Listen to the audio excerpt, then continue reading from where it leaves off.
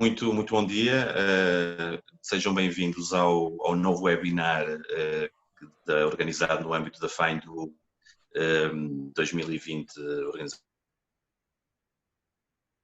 ao tema que convite e que foi denominado de CV, Tradição e Criatividade. O meu nome é Alexandre Campos, eu trabalho no apoio à carreira e aos alunos da Faculdade de Psicologia e Ciências de Educação da Universidade do Porto e vou estar a assegurar a moderação deste webinar, portanto, espero que as coisas corram da melhor forma possível. Aproveito para informar quem está a visualizar este webinar que quem tiver questões poderá utilizar o chat associado ao stand de recepção da feira online. Portanto, muito rapidamente passo a apresentar os nossos oradores. Em primeiro lugar, a doutora Catarina Oliveira. A doutora Catarina Oliveira trabalha há mais de 20 anos na Agência Nacional Erasmus+, Educação e Formação e é responsável pelo Centro Nacional Europass desde 2009. No âmbito das suas funções, tem analisado e acompanhado projetos europeus no âmbito de educação e formação, realizado diversas missões de acompanhamento ao estrangeiro também, promove também a iniciativa Europass no apoio aos jovens na sua empregabilidade e integra igualmente a Task Force de Desenvolvimento do Europass Employability Advisor Group da Comissão Europeia. O segundo orador, o Dr. Pedro Loureiro, da AK People, é Senior Tech Recruiter e consultor de recursos humanos na AK People, uma empresa de consultoria de recursos humanos sediada na cidade de Porto, especializada em recrutamento e seleção, outsourcing e também em tecnologias de informação. O Dr. Pedro é licenciado em Ciências de Educação, com uma pós-graduação na área de Ciência Política e sempre esteve orientado para áreas no saber ligadas à psicologia, à educação e às políticas públicas, as quais se têm revelado fundamentais para trabalhar numa área tão dinâmica como é o recrutamento. Tem também tido a oportunidade de trabalhar de perto com empresas de referência, tanto a nível nacional como internacional, e é um grande entusiasta do potencial da evolução tecnológica em que nós vivemos. Muito rapidamente eu passaria então a lançar alguns temas para a mesa. Em primeiro lugar, colocaria se calhar uma questão um pouco provocatória a ambos, estejam à vontade para falar, para responder quem quiser primeiro, estejam perfeitamente à vontade para isso. E a questão é a seguinte: atendendo ao tema deste nosso webinar, eu gostaria de começar a colocar uma questão muito já relacionada com as mudanças que temos vindo a sentir nos processos de recrutamento. Numa era em que tanto se fala de inovação, consideram que ainda existe espaço para o CV ou este foi ultrapassado pelas redes sociais, pelos pitches em vídeos, entre outros? Qual a vossa opinião? Se calhar dava a palavra, se calhar, à doutora Catarina Oliveira, em primeiro lugar, se calhar. Obrigado. Muito bem, muito bom dia a todos.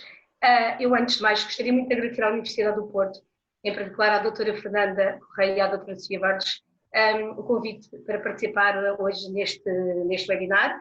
Quero cumprimentar o meu colega virtual, o doutor Pedro Loureiro, e cumprimentar também o moderador, o doutor Alexandre Campos. Bom, relativamente a essa questão, neste momento estamos numa fase de transição, não é? A todos os níveis. Não sabemos o que é que o futuro nos reserva e em particular no mercado de trabalho, não é? Há 4 meses atrás ninguém diria que mais de 2/3 da população portuguesa iria estar em teletrabalho, não é? Portanto, não sabemos o que vem aí, mas eu quero acreditar que vamos partir do ponto em que parámos, não é? E portanto, eu creio que haverá espaço, ou seja, uma mistura para a junção dos dois modelos, quer o modelo tradicional do currículo, como nós o conhecemos, quer um novo modelo, numa abordagem assim mais direcionada para a nova geração. Relativamente às redes sociais, se elas podem tirar lugar ao CV, não concordo, porque as redes sociais já existem, não é? Portanto, e como as redes sociais não são mais do que, para mim, são um apoio a quem está a fazer o recrutamento, não são redes de emprego, não é? Portanto, o currículo não deve ter mais do que 2 páginas e parece que não, portanto, num CV em papel não se pode dizer tudo. E as redes sociais podem ajudar muito, não só o candidato a mostrar quem ele é, de facto, mas também pode facilitar o recrutador, quando está a analisar o currículo, fazer, portanto, ao mesmo tempo, avaliar, analisar as redes sociais, nomeadamente o Facebook, o Instagram. Portanto, as redes sociais devem ser utilizadas pelo candidato para se promover. Imagino se eles fazem voluntariado, por fotografias, ter blogs. Portanto, as redes sociais são, sim, uma ajuda a quem está a fazer o recrutamento. Não creio que seja uma substituição. E até posso dar um exemplo. Há uns anos atrás, quando comecei também a fazer a divulgação do Aeropass, eu tinha uma parceria com uma empresa, que era o CB Film, não sei se recordam, em que era precisamente para ajudar a fazer o currículo em vídeo. E, ao contrário do que se pensa, nós não nos anulávamos, complementávamos. Porque lá está, uma coisa é a informação que se põe no papel, que se coloca no papel, outra coisa é num vídeo, por exemplo. E o que é importante, os candidatos percebam que se têm que munir do máximo de instrumentos possíveis para a sua empregabilidade. E têm que ajustar, portanto, estes instrumentos de acordo com o posto de trabalho a que estão a concorrer. Eu não... Muito bem, muito bem. Já agora a palavra também ao Pedro. Eu subscrevo, em grande medida, o que a doutora Catarina Oliveira disse. Se calhar queria também começar por agradecer o convite da doutora Fernanda Correia, da Universidade do Porto e da FindU, portanto, e também convidar todos aqueles que vão participar neste webinar, de resto também a conhecer as oportunidades da AcaPeople, não só que estão disponíveis nesta feira virtual, mas também indo ao nosso site da acapeople.pt e entrar em contato connosco pelas diversas vias. Respondendo à questão, e sim, portanto, eu subscrevo grande parte daquilo que a doutora Catarina Oliveira disse, e começava por dizer isto, que é o currículo, e isto portanto, é algo que nós nunca podemos prever e que tem algum grau de imprevisibilidade, mas aquilo que está subjacente ao currículo, ou seja, a necessidade de dos candidatos se darem a conhecer aos empregadores de uma forma eficaz, objetiva e que potencie a sua empregabilidade, eu penso que isso se vai manter constante aqui nos próximos anos. Aquilo que vai acontecer é que determinadas áreas, determinadas empresas, se calhar vão valorizar mais uma determinada forma de apresentação. Se calhar, e dando aqui alguns exemplos concretos, eu se calhar se for um freelancer, se calhar tenho que investir muito mais naquilo que é o meu marketing pessoal, se calhar em ter o meu site atualizado, em ter o meu vídeo para que os meus potenciais clientes possam consultar. Se eu for, e é uma área que eu estou mais, de certa forma, sou mais conhecedor, que é a área das tecnologias de informação, se calhar convém, é muito conveniente ter o meu LinkedIn atualizado, ter um GitHub, que já é uma ferramenta mais específica, um repositório de código. Se eu for alguém que está nas áreas do design, se calhar ter o meu Behance, que é um portfólio digital atualizado. Portanto, acho que vão existir várias plataformas que serão orientadas a diferentes áreas, mas não creio, se pensarmos especialmente nos meios mais tradicionais, se calhar numa fábrica, se calhar um candidato para potenciar ao máximo aqui a sua empregabilidade vai continuar a enviar o CV, se calhar num âmbito mais tradicional, como conhecemos, mas no fundo são realidades que vão coexistir. Parece-me que é essencialmente isso. Muito bem. Uma das questões que mais tem preocupado os diplomados com quem eu contacto, normalmente, a questão que tem a ver com o facto de terem aí um pouco a sensação de que os empregadores neste momento vão procurar mais informação acerca para os seus processos de recrutamento às redes online, nomeadamente LinkedIn, enquanto rede profissional, e dão mais atenção a essa informação do que à informação no currículo. E nesse sentido consideram que essa informação também é mais fiável e que nesse sentido o currículo não tem utilidade. O que é que acham acerca disto? Força, Pedro. É inevitável, Alexandre, sobretudo se pensarmos nas redes sociais profissionais, como referiu, que é o LinkedIn. Quer dizer, lá está toda a história do percurso do candidato e é acessível através de um clique. Portanto, contem sempre que para qualquer sítio que vocês se vão candidatar, o vosso futuro empregador vai sobretudo ao LinkedIn. Acredito que, se calhar, num momento ou outro pode ir a outras redes, mas o LinkedIn é uma ferramenta importante, até porque tem inputs de outras pessoas, ou seja, existe um sistema de recomendações, não só de recomendações no âmbito mais geral da pessoa, como também de ferramentas mais específicas.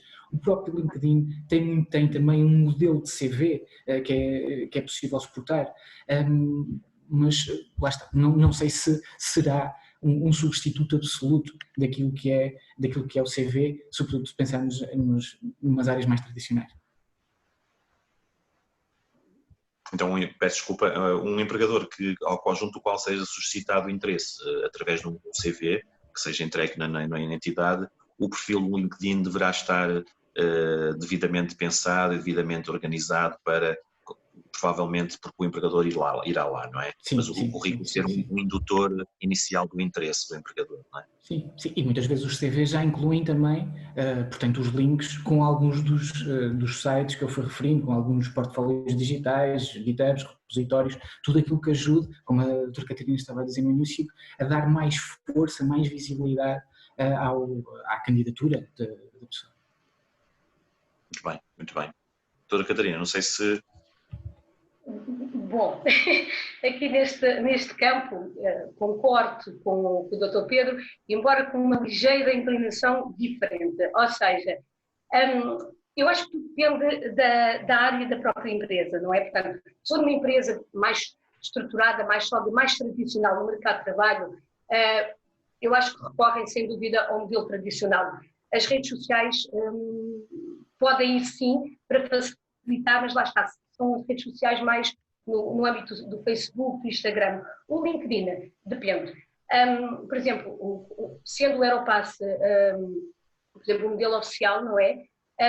Todos os organismos públicos, quando abrem uma oportunidade de emprego, é o CV Aeropass, sem dúvida. E garante, não posso garantir, mas de uma forma geral, nós não consultamos o LinkedIn, não é? Portanto, para nós é o CV tradicional, redes sociais para complementar a informação, mas lá está, mais uma vez, eu acho que o candidato tem que estar no limite de todas as ferramentas. E sim, como o Dr. Pedro disse muito bem, também ter o seu perfil de LinkedIn atualizado, porque, por exemplo, se concorrer a empresas, por exemplo, mais novas, por exemplo, uma startup, aí se calhar sim, é mais fácil o recrutador ir ao LinkedIn do que aceitar se calhar um modelo tradicional. Pronto, depende das empresas e depende da área também, não é? Se for uma área mais criativa, se calhar o currículo tradicional já está um bocadinho mais desatualizado, não é? E preferem outras redes sociais, mas também depende muito da cultura e da idade da empresa. Sim. Eu se calhar agora... Peço desculpa. Eu já tinha terminado. Eu sugeria, se calhar, talvez introduzir a questão do Europass, precisamente, que é um tema, normalmente, os profissionais, os recém-diplomados, é um tema que abordam com frequência. Desde 1998 deram-se os primeiros passos para a construção do CV Europass, um modelo talvez mais uniformizado, que respondesse às necessidades das empresas na hora de recrutar. Mas desde há alguns anos para cá, o feedback que muitos dos nossos, algumas entidades e os recentes diplomados têm dado é de que as empresas têm valorizado outros modelos de CVs que não este. A questão que eu colocava à doutora Catarina era precisamente quais as principais vantagens na construção de um CV em modelo Europass e quando o utilizar. Quando utilizar para as entidades empregadoras? Sim, exatamente. Bom, para explicar, só para contextualizar, o Aeropass surge em 2005. Portanto, surge em 2005 e é um modelo, o CV Aeropass é um modelo que é transversal em toda a Europa, não é? Portanto, de acordo com as estatísticas da Comissão Europeia, nós em 15 anos já atingimos os 10 milhões de utilizadores, o que prova de facto que este modelo tem muito sucesso, não só em Portugal, mas também em toda a Europa. Ao nível português, posso assegurar, não é, de acordo com as estatísticas, que nós estivemos em primeiro lugar no ranking europeu da utilização deste documento entre 2009 a 2017.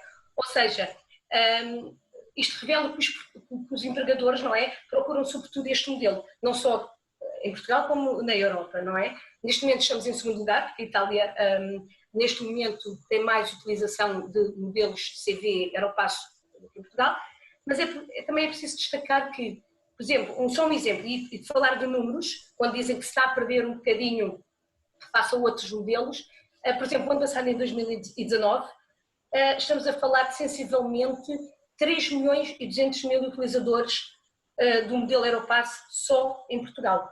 Portanto, isto realmente revela que não só os candidatos sentem segurança neste modelo, não é? Como também os empregadores o utilizam, senão deixava de utilizar. Assim, de uma forma muito rápida, quais são as vantagens para o empregador, não é, da utilização do Aeropass? Porque é que continua a ser credível este modelo? Em primeiro lugar, sendo um modelo standardizado, não é? O recrutador já sabe onde está a informação, ou seja, para ele analisar, comparar e selecionar muito facilmente o CV, portanto, todos os dados recebidos, porque já sabe onde é que se localiza a informação e perde-se muito pouco tempo ao analisar os CVs, eu já sei onde é que está a informação, e muitas vezes nos modelos, pessoais, não é? Nós, o que acontece é que o modelo pode estar muito apelativo, só que depois não tem o conteúdo que nós procuramos. E nós temos muito por base, independentemente de ser Aeropass ou ser outro modelo, se repararmos, as bases do Aeropass estão lá, não é? Desde a experiência profissional, as competências, as soft skills. Isto foi criado pelo Aeropass precisamente em 2005. E os modelos mesmo, os outros modelos que não são Aeropass, têm muito esta base, não é? Portanto, muitas vezes nós percebemos que os modelos não são Aeropass, mas a diferença é porque não tem o bonequinho ou porque mudam as secções, no fundo a base está lá. Outra grande vantagem do modelo Aeropass é que, por exemplo, uma candidatura, um empregador abre uma oportunidade de emprego, recebe muitos currículos. É possível que o empregador possa enviar todos, imaginem, os 100 currículos que recebe, enviar para esta plataforma Aeropass e a própria plataforma o que é que vai fazer? Vai retirar todos os conteúdos dos CVs Aeropass e colocar numa tabela Excel. Portanto, isto o que é que vai fazer? Vai facilitar muito o trabalho do empregador, ou seja, eu quero alguém, um candidato que seja da zona de Lisboa, em que tenha experiência profissional e que, por exemplo, o nível linguístico em inglês seja o B1. E eu vou à tabela Excel, seleciono os campos que eu quero e a plataforma dá-me logo os candidatos que eu recebi, não é? Para eu poder logo selecionar para a entrevista de trabalho. E isto aqui, de facto, poupa-se muito tempo. Isto são, assim, as duas grandes vantagens para já do modelo Aeropass. Bem. E se calhar colocava ao Pedro a questão relativamente aos CVs noutros formatos. Quais são considera que são as principais vantagens de um CV que seja um pouco mais personalizado, ou seja, por oposição a um formato standardizado como é o Aeropass, com as vantagens que foram referidas. E nos seus processos de recrutamento que têm tido, com os quais têm contactado, que género de modelos de CV surgem e quais são os que mais destacariam pela positiva?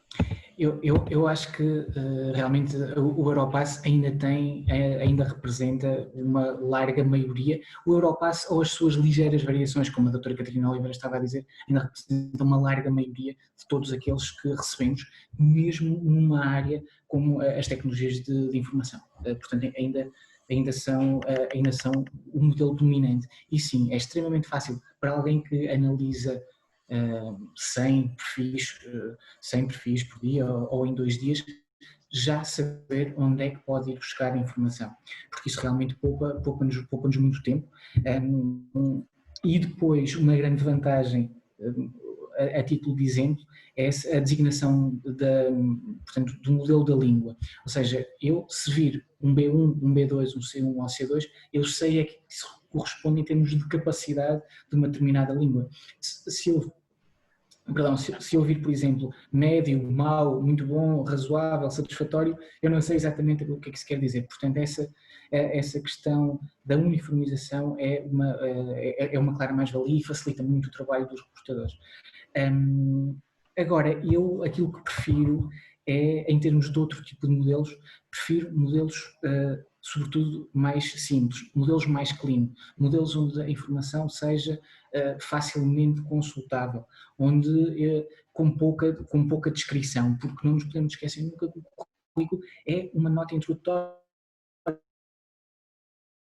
é algo que deve marcar, sim, mas não deve, portanto, no fundo é o convite a conhecer melhor a pessoa. Portanto, tudo aquilo que não sejam descrições muito alongadas, tudo aquilo que, muito texto, portanto, prefiro sempre os modelos simples, com informação concisa, com poucas páginas, o que é um desafio, acredito, para as pessoas que têm carreiras mais longas. Mesmo no próprio modelo Europass será um pouco difícil, no fundo, pôr informação mais concisa quando começamos a ter carreiras muito longas, mas o que eu prefiro são claramente modelos mais cleanos, modelos concisos, mais intuitivos, com linguagem acessível, para que rapidamente conseguimos perceber se aquela pessoa pode realmente ter aqui potencial para o job description que estamos à procura com o nosso cliente. Excelente. Se vos pedisse para indicarem de uma forma muito rápida o que é que um recrutador está à espera de encontrar num CV, o que é que lhes vem à cabeça de forma imediata? Eu, enquanto recrutador, aquilo que estou sempre à espera de encontrar é aquilo que o meu cliente quer, é o perfil certo para fechar aquela posição. Mas, lá está, nesta área das tecnologias de informação, sem dúvida, aquilo a que eu olho em primeiro é onde é que estão as tecnologias, entrando aqui numa linguagem um bocadinho mais específica, onde é que está o Java, onde é que está o JavaScript, onde é que está o PHP. É aí eu vou atrás desse tipo de informação. E quanto melhor esquematizada estiver, mais fácil para mim também é perceber, sei lá, e existem várias formas de o fazer. Existem candidatos que o fazem através de anos, portanto, eu domino uma determinada ferramenta há X anos, ou eu de 0 a 5 sou um 3 ou um 2 neste tipo de ferramenta, mas é essa a informação que eu busco. No fundo é a ferramenta e depois é a empresa onde está, as empresas por onde passou. É isso que atrai a nossa atenção. Doutora Catarina, não sei se gostava de... Bom, eu vou também muito ao encontro do que o Dr. Pedro disse, de facto. Nós temos que procurar de acordo com os interesses da nossa empresa. É muito importante que a informação esteja muito clara, não é? Principalmente ao nível da experiência profissional. É o que se procura, sem dúvida, a experiência que a pessoa tem na área que o cliente precisa, não é? Procura. As experiências que ele tem ao nível de experiências internacionais, ações de voluntariado, atividades extracurriculares, tudo isto complementa muito no CV, para além da sua experiência profissional, e faz toda a diferença num currículo quando nós estamos à procura do melhor candidato, porque é isso mesmo, não é?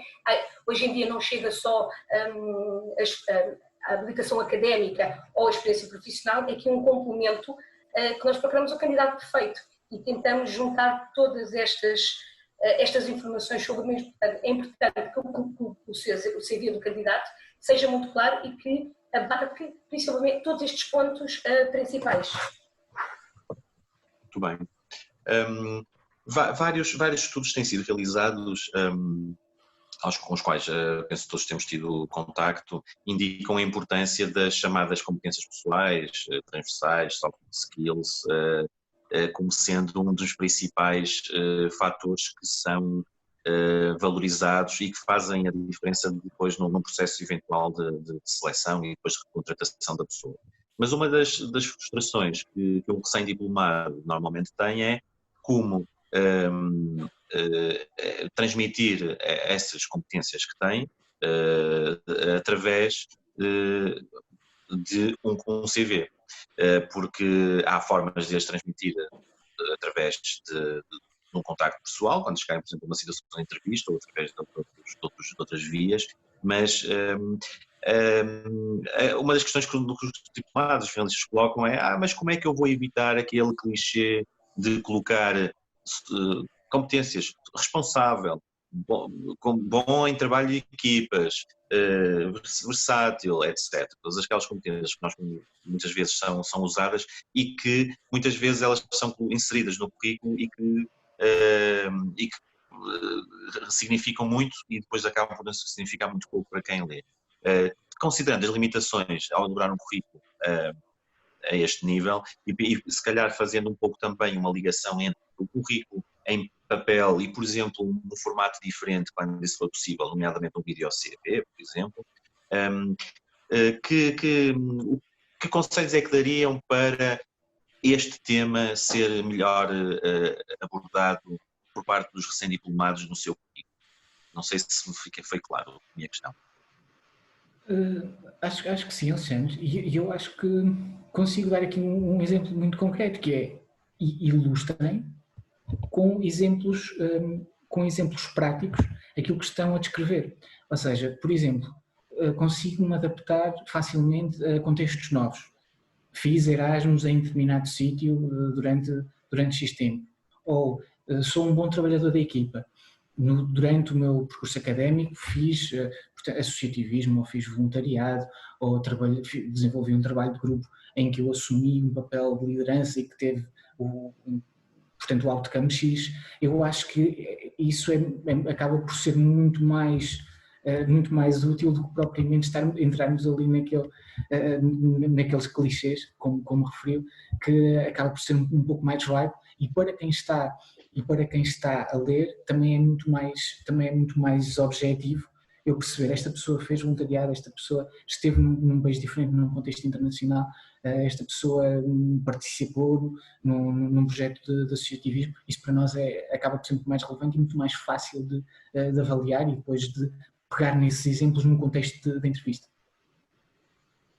Ou seja, em vez de elicitar ou elencar competências, é referir situações, experiências, investimentos que a pessoa teve que façam com que o leitor deduza que essas competências existem, não é? Ou que elas foram desenvolvidas, não é? Eu diria que sim, até porque depois na entrevista nós já temos aí um guião, ou já temos aí uma série de contextos reais nos quais podemos pegar para eles desenvolverem a sua experiência naqueles parâmetros. Muito bem.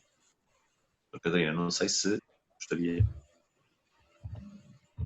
Bom, eu também concordo com o que o Dr. Pedro disse. No entanto, eu junto as duas coisas, ou seja, é necessário sim que eles indiquem que competências transversais é que eles têm e sempre com uma experiência pessoal, de vida.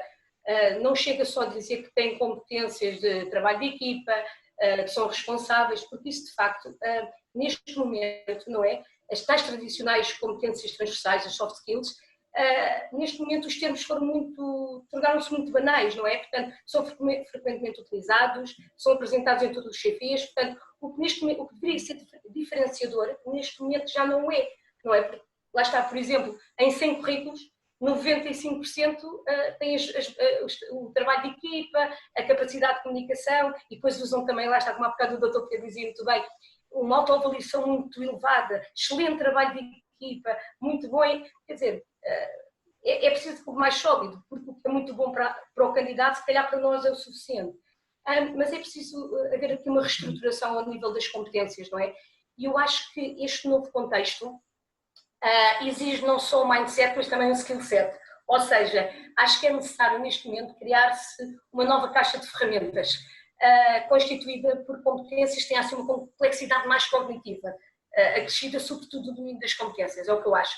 Por exemplo, focarmos mais em competências transversais como o pensamento crítico, complexo, uma flexibilidade cognitiva, inteligência emocional. Portanto, são competências que mostram que, de facto, que o candidato está preparado para o imprevisto, para ter capacidade de decisão perante alguma adversidade, como nos aconteceu agora, que devemos todos nos adaptar a esta nova realidade. Porque as outras competências, eu acho que neste momento já é quase inato à própria pessoa, não é? Portanto, eu posso ter adquirido trabalho de equipa porque até ou faço voluntariado ou fazia trabalhos de equipa, trabalhos de grupo com os meus colegas, tenho capacidade de comunicação porque sou muito social, e eu acho que estas novas competências talvez sejam a que futuramente vão ser mais procuradas pelo empregador. Acho que é necessário haver aqui um volte-face das competências transversais, é a minha opinião. Eu tive uma experiência... Sim, desculpa, faz favor. Não, já, desculpe. Eu tive, antes deste período de fatídico de confinamento em que temos estado a atravessar, um dos últimos recém-diplomada que eu recebi, ela chegou-me ao gabinete e trazia-me um levantamento de soft skills que tinha feito em diversas fontes. Por exemplo, da Fórum Estudante, de um estudo que foi realizado do Consórcio Maior Empregabilidade, vários estudos que tinham sido feitos. Ela fez eu tinha essas referências no site da faculdade e ela, entretanto, foi fazer alguma análise de conteúdo e chegou lá com uma lista de, não sei precisar, mas é uma lista para haver com umas largas dezenas de competências. Ele disse, olha, diga-me uma coisa, o que é que eu faço com isto? Escolho as que acho que eu... Porque depois a questão da parte dos recém-diplomados, isto vou-me permitir dizer isto, não se calhar na qualidade de tanto moderador, mas vou dar um contributo com mais a minha experiência, tem a ver com o facto de os recém-diplomados, de uma forma geral, ao longo do seu percurso académico, terem tido uma experiência sempre que promoveu muito a centração na componente académica. Ou seja, há uma dificuldade na ligação àquilo que é o contexto e mostrar as competências com as suas experiências. Muitas vezes os seus cursos profissionais até ao momento são relativamente pobres e há um sobreinvestimento muito grande na vertente académica. E ela teve essa dificuldade ao olhar para essa lista toda de competências e a questão que colocou foi precisamente quais é que eu escolho que tenho para colocar no currículo. Eu disse, olha, mas se você colocar uma lista enorme de competências, isso vai dizer muito pouco a seu respeito, não é? Portanto, era apenas um à parte. Não sei se gostavam de comentar o que é que resposta é que dariam nesta esta recém-diplomada se viesse ao próximo. Se me permitem, o que eu posso acrescentar à sua observação é que, infelizmente, não são só os recém-licenciados que sentem essa dificuldade. Muitas pessoas já estão no mercado de trabalho, estão a desenvolver o seu currículo ou a melhorar, têm mesmo essa dificuldade.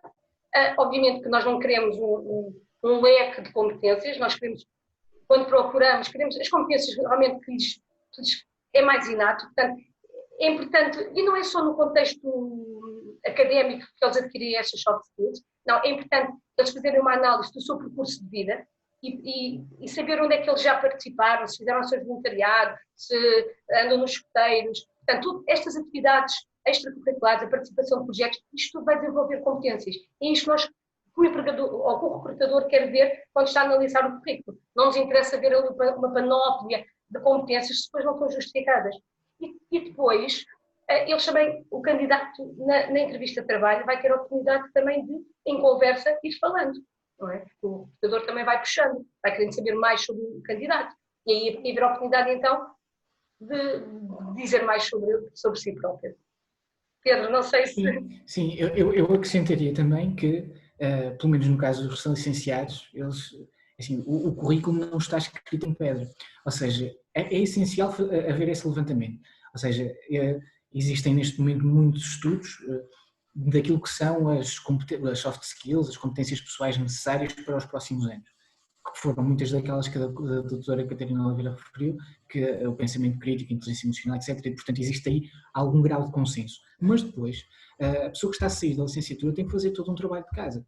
Tem que perceber quais são as empresas às quais se quer candidatar, tem que conhecer essa empresa neste momento, através das últimas notícias que saíram, tem que ir ao LinkedIn e outras redes, perceber quem são as pessoas que fazem parte dessa empresa, quais são os valores, ler os descritivos das funções para perceber o que é constante, o que é que se mantém, fazer todo esse estudo para que depois então conseguir construir um currículo também um pouco mais adaptado àquela oportunidade à qual está a concorrer. Se calhar nós também não temos que ter um currículo único e enviá-lo para todas as nossas oportunidades. Imaginem que esse recém-licenciado gostava muito de trabalhar, existem 2 ou 3 ou 4 empresas.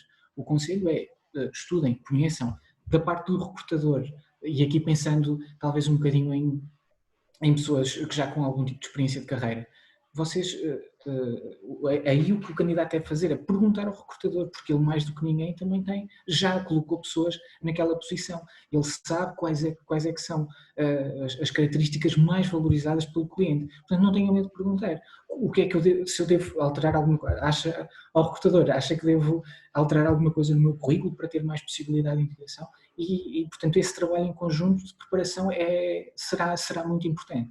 Portanto, às vezes não é ter assim uma visão completamente centrada, mas ter aqui algum grau de flexibilidade para aumentar a possibilidade. Então, sem dúvida, a construção do currículo deve ser um ato isolado, não é? Ao pensarmos em um currículo, temos que pensar, por exemplo, muito bem, se calhar até antes, no início de começar a elaborá-lo, pensar como é que vamos defender, por exemplo, uma entrevista. Uma entrevista com aquele empregador,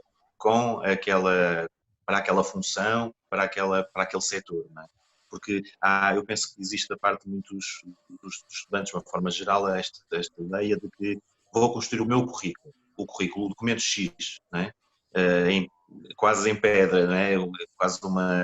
E depois eventualmente poderei fazer pequenas alterações, mas é uma coisa relativamente vista como algo um pouco imutável, ou seja, que eu acrescentarei algo quando tiver algo mais a acrescentar, mas eu acho que é interessante, dá uma sensação que depois do que disseram é um olhar para o currículo sendo algo bastante dinâmico, não é? Algo bastante flexível, estar aberto, o mais aberto possível. E acrescentaria só brevemente, desculpe, doutora Catarina, que isso pode até acabar em última análise por prejudicar as chances de alguém continuar num processo de recrutamento.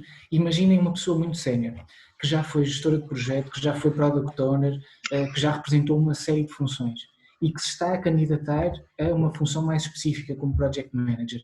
Se calhar ter toda a informação sobre todo o percurso pode ser mais disperso, quer para o recrutador, quer depois para o cliente. Portanto, temos que orientar a nossa experiência de forma àquilo a que está a ser pedido. Era só esta chega. Não sei, posso... É assim, da minha parte, eu corroboro perfeitamente com o que o Dr. Pedro disse, de facto. É importante que as pessoas tenham noção que não se pode só ter um currículo único, ou seja, eu até aconselho a ter de facto um currículo em que tem toda a informação, em que esse currículo vai ter 10, 15, 20 páginas, o que é excelente porque é sinal que a pessoa é muito ativa e vai desenvolvendo o seu percurso de vida, mas sempre que concorrer a uma oportunidade de emprego, é importante ter a noção de que tem que construir um currículo e uma carta de apresentação para aquele posto específico. Como há pouco o Dr. Pedro dizia muito bem, antes de eu fazer o meu currículo para aquela oportunidade de emprego, para aquela oferta, é importante eu conhecer a empresa, a cultura da empresa, recorrer ao meu network. Imagino que eu até conheço alguém que trabalha na empresa. É importante eu saber como é que é feito o recrutamento, até para saber qual é o currículo que eu devo enviar, se eu faço um modelo mais personalizado, como é que eu hei de fazer a abordagem. E eu tenho que construir sempre o meu currículo em função da empresa. Lá está, quando falamos das competências, não é aqui que nós podemos ajustar as competências transversais que eu tenho à necessidade da empresa. E, portanto, percebe-se perfeitamente, e aqui acredito que o Dr. Pedro concorde comigo, que quando nós recebemos um currículo, nós conseguimos perceber quando aquele currículo é feito pelo candidato para todas as empresas, portanto, para ele é indiferente que aquele currículo seja para a minha empresa ou que seja para trabalhar num supermercado, ou quando o currículo é ajustado à minha empresa. Isto é perfeitamente claro e faz toda a diferença. Não é? Quando nós percebemos que realmente que o candidato está interessado, isto revela interesse da parte do candidato, não é?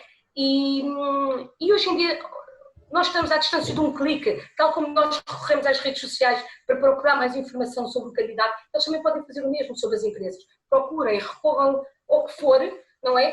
Para ajustar o currículo e a carta de motivação para cada posto de trabalho a que estão a concorrer. E aqui os recrutadores são realmente fontes de informação privilegiada. Vejam-nos como uma ajuda, porque o interesse do recrutador é o interesse, coincide exatamente com o interesse do candidato. Ambos estão igualmente empenhados em que o projeto resulte. Portanto, aproveitem, façam perguntas, não tenham medo. Eu estava-me a lembrar, a título de experiência pessoal, há muitos anos atrás, uma pessoa minha amiga, quando se lançou para o mercado de trabalho, essa pessoa era da área do design e da área da gráfica, da área criativa, e a abordagem que ela fez foi não enviar um currículo, nem uma carta de apresentação, num formato muito convencional, mas pegou numa marca muito conhecida, que é o Fermento Royal. Devem conhecer o fermento, aquelas latinhas que é uma marca muito forte, aquelas latinhas de metal do Fermento Royal, e ela pegou numa latinha de Fermento Royal e colocou lá dentro uma determinada mensagem alusiva à pessoa dela e às competências dela. Usou uma marca, usou o fermento que transmitiu um pouco a mensagem do fermento que faz crescer, não é? E a ideia do empregador era fazer crescer negócio, fazer crescer clientes, crescer a qualidade, crescer, não é? Portanto, foi uma abordagem um pouco criativa, por exemplo, lá está, uma pessoa da área criativa tem que fazer uma abordagem criativa, sem eu querer comparar isto com esta experiência com a elaboração de uma candidatura espontânea. Eu se calhar abordava um pouco a questão dos formatos menos tradicionais, algo que seja um pouquinho, quais são os limites da irreverência, da inovação, de uma pequena transgressão ou uma pequena diferenciação da multidão que possa ser demais ou se calhar ser QB. Faz sentido esta pergunta e se fizer, se pudessem dizer algo, agradecia. Atendendo, por exemplo, aqui ao tema do nosso webinar, tradição e criatividade, se eu neste momento recebesse um modelo de CV por correio, ia ser altamente criativo. Porque é algo que já não acontece, algo que nunca me aconteceu. Eu ouço histórias de colegas que faziam comportamento desde essa altura, mas eu nunca tive tal. Portanto, isso seria muito, muito diferenciador. Não necessariamente irreverente, mas muito diferenciador. Em termos dos limites, nós nas tecnologias de informação temos aquilo que chamamos o mercado orientado pelo candidato, porque é uma área de empregabilidade 100% e muitas vezes a questão é posta de outra forma. Como é que as empresas podem ser apelativas para este tipo de candidatos que têm muitas solicitações em simultâneo e que estão constantemente a ser abordados através de várias vias. Portanto, não sei, aí consigo acrescentar menos essa questão. Muito bem. Se calhar, eu agora, a doutora Catarina lançava-lhe uma pequena pergunta que é uma questão, uma provocação, em relação ao CV Europass. Novas reformulações, adaptações, algo que esteja a ser previsto, ser alterado digno de nota, alguma coisa que possa partilhar connosco? Totalmente. Ou seja, tenho novidades, sim. Agora em julho vai ser o lançamento da nova plataforma Europass. Lá está, qual é a ideia? O Europass não é só a nível nacional, né? Nós pensamos no global, no todo da Comissão, e o nosso objetivo é pôr os cidadãos a circular, não é? E então a ideia desta plataforma é, no fundo, disponibilizar informação sobre ofertas formativas, nomeadamente cursos e formações que estejam a decorrer em todos os países da União Europeia e facilitar também a empregabilidade de todos os cidadãos, ou seja, vai ser possível consultar estas duas abordagens. Neste momento, o que é que acontece? Isto tudo existe, mas está tudo separado, não é? Portanto, há um site aqui, há um site lá, e o candidato, principalmente o que está um pouco perdido, não sabe se quer continuar a estudar ou se quer integrar o mercado de trabalho, sente-se um pouco perdido. Então, o objetivo desta plataforma é ser um chapéu de oportunidades, em que vai precisamente facilitar o cidadão a ir a este site e tem lá toda a oferta. Por exemplo, se eu optar por ir trabalhar, quero ir trabalhar para o estrangeiro ou mesmo a nível nacional, vou à plataforma do Europass e estarão lá todas as ofertas de trabalho disponíveis. Tenho sim uma instituição, uma organização que me pode ajudar, por exemplo, neste caso está a Rede deles, em que me vai encaminhar quais são os procedimentos que eu devo fazer ou quais são os documentos que eu necessito para ir trabalhar com um determinado país da União Europeia. Se eu quiser, por exemplo, acabei de estudar, quero ir para o mercado de trabalho, sou recém-licenciado, como é que eu reconheço o meu diploma? É possível, os outros países reconhecem, portanto, existe o NARIC que vai facilitar, não é? Vai ajudar o cidadão português a ser colocado no estrangeiro e vice-versa. Portanto, os europeus que querem vir trabalhar para Portugal, também é necessário o reconhecimento dos diplomas em Portugal. Por exemplo, se eu for do ensino profissional e eu quero ir para trabalhar para fora e quero trabalhar para fora, portanto, fiquei sem mais. quero ir trabalhar para fora e como é que é reconhecido o meu certificado. Portanto, terei nesta plataforma o ponto de referência para as qualificações que me ajuda precisamente a fazer esta integração. Portanto, aqui o objetivo desta plataforma é ajudar, não é? Ajudar o cidadão. E depois, claro, vamos ter como é que vamos construir o currículo europeu. Uma grande dúvida é que vai deixar de ser, pelo menos, um modelo único, aquele modelo tradicional que nós conhecemos. Queremos ser mais flexíveis, pronto, se quiserem tirar o bonequinho do logotipo, tiram.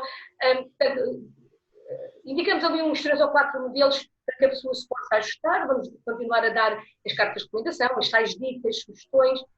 Pronto, vamos tentar realmente ser mais latos e facilitadores para quem procura, para todos os cidadãos que procuram uma destas oportunidades. Excelente. Eu penso que nós estamos a chegar ao tempo limite do nosso webinar que nos foi atribuído. Eu daria se calhar alguns minutos para caso quisessem partilhar algo que não tenha sido contemplado até o momento e considerassem que fosse relevante. Eu se calhar acrescentava aqui, ainda se calhar como conselho para aquelas pessoas que estão agora a iniciar a sua carreira, a construir o currículo, alguns dos erros mais comuns que identifico ao longo destes anos, que são se calhar aqui pontos a evitar e a ter atenção quando estamos a construir o nosso CV. E posso começar por alguns deles, como, por exemplo, atenção ao formato que envia. Portanto, nunca enviar um currículo em Word. Enviar um Word é enviar uma carta aberta, portanto tenham muita atenção. PDF, no limite em imagem, mas ainda assim, atenção, o ideal será mesmo o modelo, o formato PDF.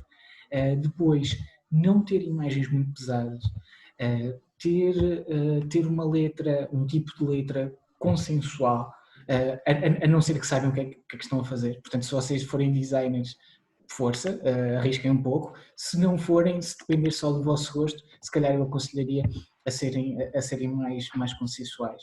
Portanto, começar, e isto não é tão óbvio assim, começar sempre pela última experiência. Portanto, a primeira coisa que o recrutador ou o empregador deve ver é a empresa onde vocês estão atualmente e ir por aí fora. Ter atenção,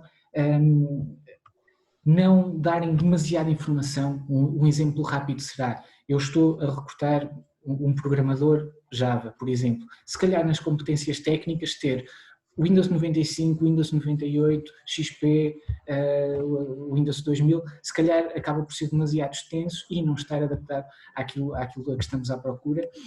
E depois também, atenção, quando enviam o vosso currículo através de e-mail, garantir que não está ninguém em CC, garantir que o nome da pessoa que vocês estão a enviar é a pessoa certa. Portanto, ter essas atenções, porque isso marca muito aqui a primeira imagem da vossa apresentação. Claro. Muito bem. Eu posso acrescentar ao Pedro, por exemplo, atenção à fotografia que colocam, também é fundamental. Requer-se não uma fotografia, não é preciso uma fotografia profissional, mas ter muito cuidado, evitar estar fotografia com óculos de sol, na praia, com os amigos. As selfies, cada vez mais currículos com selfies, atenção, uma fotografia normal, uma fotografia de meio corpo, como se fosse para, como é que é, o cartão de cidadão. É importante também que a informação seja clara, consistente. Mais uma vez, reforço a ideia de o CV e a carta de apresentação ser ajustado à empresa, à candidatura, né? Portanto, ao posto de trabalho que vai concorrer. Demonstrar as suas competências fundamentais, mostrar que realmente participa em projetos, atividades extracurriculares, reforçar a experiência de voluntariado, as competências linguísticas, informáticas, porque hoje em dia o empregador ou o recrutador dá muita importância a estes temas. E, acima de tudo, que seja honesto e genuíno no seu currículo. É fundamental ter as informações corretas, porque, de facto, o papel aceita tudo, não é pedra, não seja pedra, mas o papel aceita tudo e realmente quem lê o currículo não deixa de ser o primeiro contacto que o empregador tem com o candidato e acredita no que lá está. Só que depois na entrevista de trabalho é muito fácil nós conseguimos perceber que nem sempre a informação é correta. Por isso é que eu digo, o conselho fundamental é serem honestos e genuínos na informação que colocam. Excelente. Eu se calhar terminaria com um conselho tão adequado como foi aquele que foi partilhado. E entretanto, uma vez chegamos ao nosso tempo limite, e eu gostaria, obviamente, de agradecer muito a vossa disponibilidade, os vossos contributos, e eu penso que este vídeo será partilhado durante a feira por parte da organização, e caso considerem que hajam algum tipo de recursos que possam ser anexados a este vídeo, se tiverem a amabilidade de os fazerem chegar à organização, eles serão bem-vindos depois para serem anexados ao vídeo. E despedia-me dos meus colegas. Muito obrigado pela vossa disponibilidade, que volto a referir que para esclarecimento de dúvidas podem utilizar o chat associado ao stand de recepção da plataforma da feira. Portanto, este vídeo vai ser transmitido durante uma manhã do evento, muito gosto em revê-los e obrigado por tudo, e votos de muitas felicidades profissionais, pessoais e continuação de muita saúde nos tempos que vivemos. Obrigada, agradeço e retribuo todos os votos. Obrigado igualmente. Muito obrigado.